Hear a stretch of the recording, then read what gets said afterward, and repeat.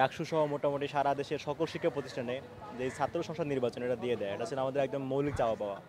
কিন্তু একটা বছর পরে এসেও যখন ডাকসুর তফসিল দেওয়া হয়েছে, আমরা এটাকে সাধুবাদ জানাই প্রাথমিকভাবে। এবং হচ্ছে যদিও একটু দেরি হয়ে গেছে, দেরিটা না হলে ভালো হতো। আর একটা বিষয় হচ্ছে ডাকসুর তো তফসিল দিল মাত্র, ভোট গ্রহণ করা, ফলাফল দেওয়া আরও সময় আছে। এই দীর্ঘ সময়ে যেন কোনোভাবে ডাকসুকে বানচাল করার জন্য কোনো পক্ষ ক্যাম্পাসে কোনো ধরনের অপ্রীতি ঘটনা না ঘটতে পারে, এইদিকে আমি অনুরোধ করব আমাদের প্রশাসনকে সদা দৃষ্টি রাখার জন্য। ইতিপূর্বে আমরা দেখেছি যে যখন ডাকসুর আলাপ শুরু হয়েছে তখন কিন্তু ক্যাম্পাসে ককটেল ফাটানো থেকে শুরু করে আরও নানা ধরনের কর্মকাণ্ড হয়েছে। এছাড়াও জাহাঙ্গীরনগর বিশ্ববিদ্যালয়ের উদাহরণ সামনে আছে আমাদের।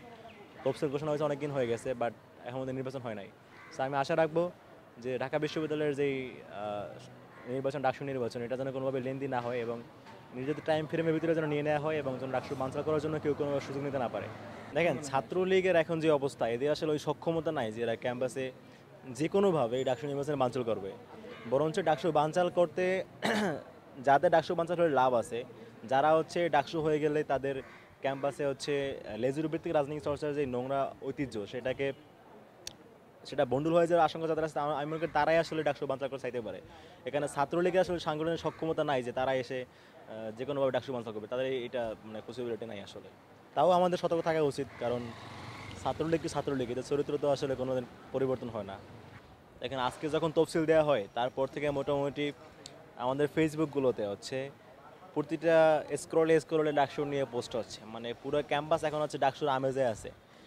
তো এটা আসলে এটাই প্রমাণ করে যে ক্যাম্পাসের শিক্ষার্থীরা তারা খুবই আনন্দিত ডাকসুর তফসিল পেয়ে। কারণ একটা দিন হচ্ছে একটা ডিলেমা ছিল, ডাকসু হবে কি হবে না, আদৌ পসিবল কিনা। কারণ আজকে যখন ফাইনালি তফসিল দিয়ে দিয়েছে, মোটামুটি শিক্ষার্থীরা সবাই খুশি এবং তারা বেশ উৎফুল্ল আর কি বিষয়টা নিয়ে।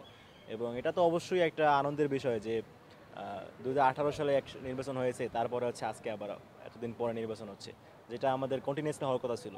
তো আমরা আশা রাখবো যে এইবার নির্বাচন হয়ে যাওয়ার পরেও যেন এটা বন্ধ না হয় ধারাটা, এবং ধারাটা যেন কন্টিনিউ চলতে থাকে, এটা আমাদের আশা থাকবে।